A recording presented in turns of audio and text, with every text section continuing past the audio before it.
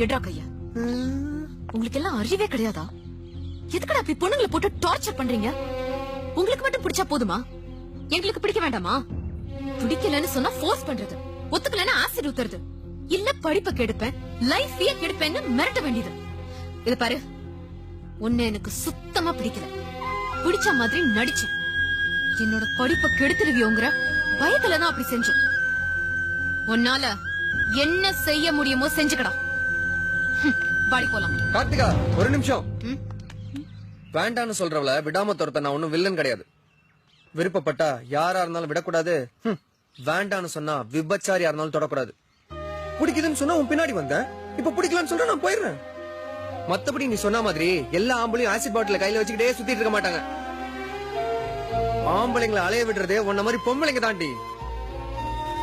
வெளிநாட்டுக்காரன் இந்தியாவை ஏன் மதிக்கிறான் தெரியுமா? நம்ம நாட்டு பொம்பளைங்களாலதான்.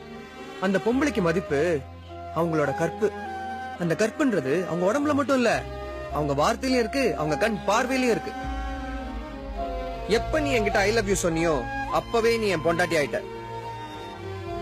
உனக்கு எவன் தாலி கட்டினாலும் அவன் உனக்கு செகண்ட் ஹேண்ட் தாண்டி. Good bye. ஒரு வார்த்தை சொன்னாலும் திருவார்த்தையா சொல்லி